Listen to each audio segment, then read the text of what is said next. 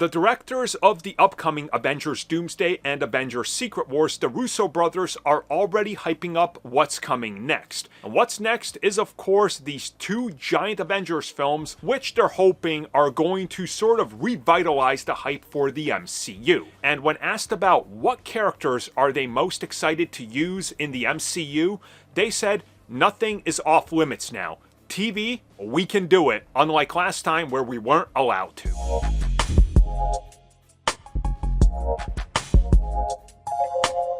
So I think most of you know, some people don't, as there's always new people, so let's just go over the basics. Marvel TV, run by ABC primarily, was distributing all the projects they made, from Runaways to Hellstrom to the canceled Ghost Rider series to all the Netflix shows. They were all produced by ABC, and they were then obviously distributed through different outlets like Hulu and Netflix.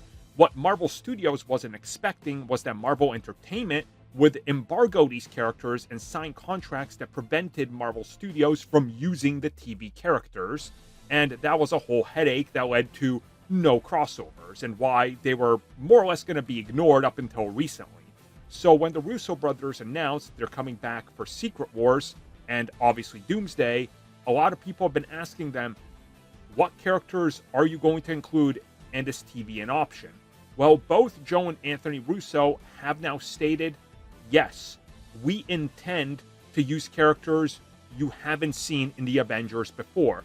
And when asked if this includes TV characters, they said yes, you never know who can show up, but we are now free to use them. Which means Daredevil, the cast of that entire show, Iron Fist if they want. They could even use the Runaways and Cloak and Dagger if they wanted. It's all under Marvel Studios' roof now. And this is obviously quite exciting, as we all wanted this for so long. We wanted that one universe that we were promised. And even when the Defender shows were announced, Bob Iger was there on stage in New York to announce these 4 shows and the Defenders, and said they will cross over with the MCU and be in upcoming films. And then they were embargoed by Marvel Entertainment, which is why the fallout started to happen between Marvel Studios and Marvel Entertainment that ultimately led to, well, Kevin Feige winning everything over in 2015, 2016. So it's going to be honestly quite refreshing to see this, everything under one roof, and finally have, that connective tissue that we all want. My biggest thing with this one is the fact that they can't just toss them all in there. I know people desperately want to see all these characters in there, but they got to have a story reason.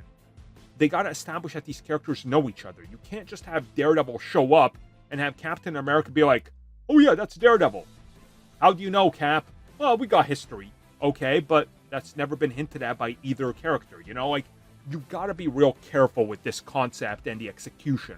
Maybe we get to Doomsday and She-Hulk is like, oh, we need more backup? I know a good lawyer. And then here comes Daredevil. That can work, and Hulk also knows him now. So it's got to make sense in the context of who knows who. And I think that that's kind of exciting to see how they're going to do it. But hey, at least we now got the official confirmation that they are able to do it and they intend to do it. And that's miles ahead of where we were a decade ago when they couldn't. Thank you for checking out that video, and thank you for your continued support. Feel free to like, share, subscribe, do whatever you will, and if you're so inclined and would like some additional content from us, which includes unfiltered content and bonus discussions, we do offer exclusively in our member section. We hope to see you there. So thank you for watching, and have a good one.